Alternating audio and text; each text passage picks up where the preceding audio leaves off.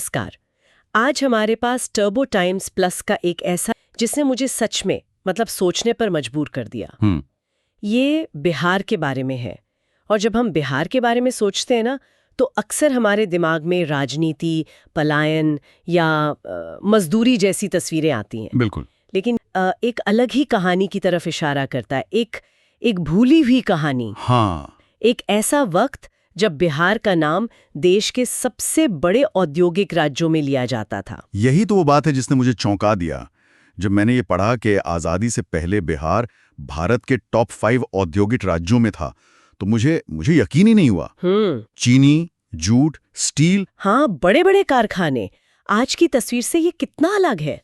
तो आज की हमारी ये जो पड़ताल है, वो इसी पहेली को सुलझाने की है कि एक राज्य जो औद्योगिक चैंपियन था, वो आज इस हाल में क्यों है। ये कहानी उल्टी कैसे चली। और ये समझना इसलिए भी जरूरी है क्योंकि इसी अतीत की राख से शायद भविष्य की उम्मीदें निकल रही हैं। तो चलिए इस कहानी के पन्ने पलटते हैं। सबसे पहले उसी सुनहरे दौर की बात करते हैं। बिल्कुल। बिहार की जमीन सिर्फ खेती के लिए ही नहीं, बल्कि खनिजों से भी भरी हुई थी। चीनी मिलों का तो वो गढ़ था। तो सवाल यही है कि ये सुनहरा दौर आखिर गुम कहाँ हो गया। क्या ये कोई एक बड़ा झटका था या धीरे धीरे दीमक की तरह से कुछ खा गया। ये एक बहुत अच्छा सवाल है। असल में एक नहीं बल्कि 3 बड़े झटकों की कहानी है। 3 झटके? हाँ, जिन्होंने एक एक करके बिहार की औद्योगिक कमर तोड़ दी। सबसे पहला और शायद सबसे घातक झटका लगा साल 2000 में, जब झारखंड अलग हुआ। बिल्कुल, जब झारखंड अलग हुआ। हाँ, ये तो हम सब जानते हैं, लेकिन इसका असर इतना गहरा था क्या? अंदाजे से कहीं ज्यादा। सोचिए, एक झटके में बिहार के सारे बड़े औद्योगिक शहर रांची, जमशेदपुर, बोकारो, धनबाद सब चले गए। ओह। लेकिन सिर्फ शहर नहीं गए, उनके साथ राज्य का लगभग 87% राजस्व भी चला गया। 87%? जी। लोहा, कोयला, माइका, सारे खनिज संसाधन और उन पर आधारित जितनी भी फैक्ट्रियां थीं, सब झारखंड के हिस्से में चली गईं। अरे बाप रे, ये तो किसी शरीर से उसका कंकाल निकाल लेने जैसा है। इसके बाद तो खड़ा रहना ही नामुमकिन था। बिल्कुल। और जो कुछ बचा कुचा था, उसे दूसरी चोट ने और कमजोर कर दिया। और वो चोट थी एक सरकारी नीति। कौन सी नीति? नाम था फ्रेट इक्वलाइजेशन पॉलिसी। सुनने में ये बड़ा भारी भरकम लगता है, पर इसका मतलब सीधा सा था। इसे थोड़ा आसान भाषा में समझाएंगे। इसका मतलब था कि आप बिहार से कोयला या लोहा उठाकर मुंबई ले जाएं या बगल के किसी शहर में, आपको ट्रांसपोर्ट का किराया मतलब भाड़ा एक जैसा ही देना होगा। सरकार सब्सिडी देती थी। अच्छा। तो नतीजा ये हुआ कि जिन कंपनियों को पहले बिहार में फैक्ट्री लगाना फायदेमंद लगता था क्योंकि कच्चा माल वहीं था, अब उन्हें लगने लगा कि फैक्ट्री तो कहीं भी लगा सकते हैं। मतलब गुजरात या महाराष्ट्र में, बंदरगाह के पास। हाँ बिल्कुल। कच्चा माल तो उसी दाम पर पहुंच जाएगा। लेकिन ये तो अजीब बात है। ये तो साफ तौर पर बिहार जैसे खनिज संपन्न राज्यों के खिलाफ थी। क्या उस वक्त किसी ने इस पॉलिसी का विरोध नहीं किया? मतलब किसी को इसका दूरगामी असर नजर नहीं आया? विरोध तो हुए, लेकिन राष्ट्रीय विकास के नाम पर इसे लागू कर दिया गया। और इसका असर वही हुआ जो होना था। बिहार का जो एक प्राकृतिक फायदा था ना, उसे एक सरकारी कलम ने कागज पर मिटा दिया। और फिर आया तीसरा और आखिरी कील ठोकने वाला दौर, 1990 का दशक। कानून और व्यवस्था का दौर। हाँ, वो सिर्फ कानून व्यवस्था का बिगड़ना नहीं था, वो एक तरह से इंडस्ट्री का दर्जा ले चुका था। जातीय संघर्ष, नरसंहार और सबसे बढ़कर अपहरण उद्योग। एक ऐसा माहौल बन गया था जहां कोई बाहर का निवेशक तो छोड़िए, बिहार का अपना व्यापारी भी पैसा लगाने से डरता था। मैं तो बस कल्पना कर सकती हूँ कि 90 के दशक में कोई निवेशक होगा जो सोच रहा होगा कि चलो बिहार में फैक्ट्री लगाते हैं, और फिर वो सुबह का अखबार पढ़कर अपना फोन स्विच ऑफ कर लेता होगा। बिल्कुल यही होता था। इन 3 झटकों ने मिलकर बिहार के औद्योगिक कहानी को पूरी तरह खत्म कर दिया।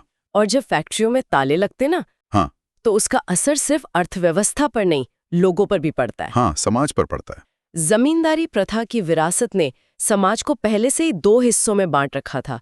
एक वो जिनके पास जमीन थी, और दूसरे वो जो भूमिहीन थे। और जब उद्योग भी खत्म हो गए और खेती में भी कोई खास मौके नहीं बचे, तो एक सामाजिक विस्फोट हुआ, जिसका नतीजा था बड़े पैमाने पर पलायन, मास माइग्रेशन। हाँ, रोजगार की तलाश में लाखों लोग बिहार छोड़कर दिल्ली, पंजाब, मुंबई और यहां तक कि खाड़ी देशों में जाने लगे।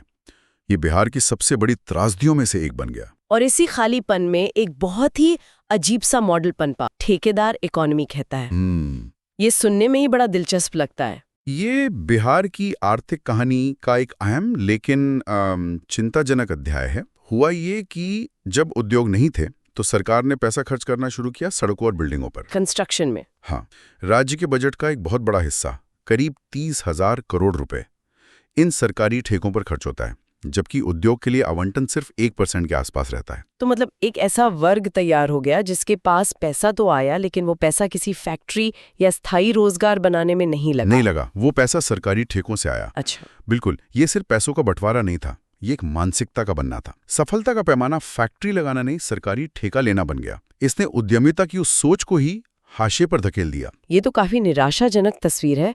ऐसा लगता है जैसे विकास का इंजन गलत पटरी पर दौड़ रहा था। लेकिन क्या इस अंधेरे में कहीं कोई उम्मीद की किरण भी है? बिहार की मिट्टी की बात कही गई है, और शायद यही बिहार की वापसी का सबसे बड़ा रास्ता है। कृषि। हाँ, कृषि। बिहार की कृषि में जो विविधता है वो कमाल की है। मखाना, लीची, केला, आम, आलू, सब्जियां, ये सिर्फ फसलें नहीं हैं, ये अपने आप में एक पूरी इंडस्ट्री बनने की क्षमता लगती हैं। फूड प्रोसेसिंग के जरिए। बिल्कुल, जरूरत है बस फूड प्रोसेसिंग की।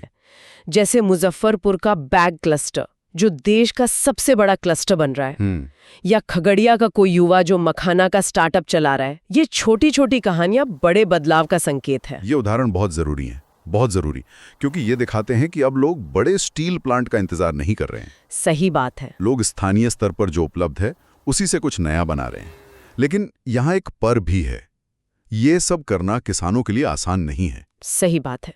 जमीनी हकीकत तो ये है कि मुजफ्फरपुर का लीची किसान अपनी फसल मुंबई या दिल्ली के खरीदार को सीधे नहीं बेच पाता। उसे पता ही नहीं कि निर्यात कैसे होता है। बीच में इतने लोग हैं कि उसका मुनाफा खत्म हो जाता है। बिल्कुल। ऊपर से सरकारी खरीद का सिस्टम भी बहुत मजबूत नहीं है।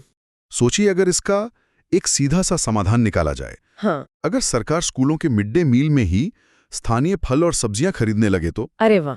किसानों को एक पक्का बाजार मिल जाएगा। कोल्ड स्टोरेज की एक चेन बना दी जाए ताकि फसल बर्बाद ना हो। ये बहुत बड़े कदम नहीं है, लेकिन इनका असर बहुत बड़ा हो सकता है। किसानों की बात तो हुई, लेकिन एक और चीज है जो बिहार में बदल रही है। वहां की युवा, आज की पीढ़ी शायद ठेकेदारी से आगे सोच रही है। हाँ, ये बहुत बड़ा बदलाव है। ये वो पीढ़ी है जो डिजिटल दुनिया में पली बढ़ी है। वो केरल जैसे राज्यों के मॉडल देख रही हैं और समझ रही हैं कि इथेनॉल, पैकेजिंग, टेक्सटाइल जैसी छोटी छोटी यूनिट से भी बड़ा बदलाव लाया जा सकता है। वो नौकरी मांगने के बजाय नौकरी देने वाले बनना चाहते हैं। सीतामढ़ी में महिला समूह मिलकर केले के बागान चला रही हैं। हाँ। या मधुबनी में पेंटिंग की यूनिट्स चला रही हैं। तो ये सिर्फ आंकड़े नहीं लगते, ये असली कहानियां हैं जो जमीन पर बदल रही हैं। ये सारी उम्मीदें अपनी जगह हैं, लेकिन यहाँ आकर गाड़ी राजनीति के स्पीड ब्रेकर पर थोड़ी धीमी हो जाती है। अच्छा। मंत्री मांझी, पासवान, गिरिराज सिंह, इन सब के विभागों में टेक्सटाइल, फूड प्रोसेसिंग और एमएसएमई से जुड़े प्रस्ताव तो हैं। मतलब कागज पर तो प्लान अच्छे हैं। हाँ, कागज पर अच्छे हैं, पर असल में जमीन पर काम उतना नहीं दिख रहा। कि कैसे आंध्र प्रदेश या गुजरात के नेता जब दिल्ली आते हैं तो उनकी मांगे बहुत साफ होती हैं। बिल्कुल। हमें अपने राज्य के लिए ये औद्योगिक पैकेज चाहिए, ये पोर्ट चाहिए। बिहार के नेताओं के मामले में ये आक्रामकता क्यों नहीं दिखती? राजनीतिक इच्छा शक्ति और एक स्पष्ट औद्योगिक विजन की है। जब आपका विजन ही साफ नहीं होगा कि आपको अपने राज्य को कहां ले जाना है, तो आप मांगेंगे क्या? सही बात है। इसी वजह से बिहार कई बड़े मौके खो देता है। तो हमारे सामने तस्वीर अब साफ हो रही है। एक तरफ नई ऊर्जा है, स्टार्टअप्स हैं, कृषि की ताकत है, लेकिन दूसरी तरफ पुरानी चुनौतियां भी खड़ी हैं। महंगी जमीन, कच्चे माल की कमी जो झारखंड जाने के बाद हुई, और सरकारी सिस्टम में इनोवेशन की कमी। लेकिन इन चुनौतियों के बावजूद अगर हम सकारात्मक पक्ष देखें तो वो भी कमजोर नहीं है। इथेनॉल उत्पादन में बिहार देश के टॉप राज्यों में शामिल हो रहा है। अच्छा। तमाम मुश्किलों के बावजूद भी बिहार की कृषि उपज दर देश में सबसे अच्छी दरों में से एक है। ये दिखाता है कि जमीन में और लोगों में दम तो है।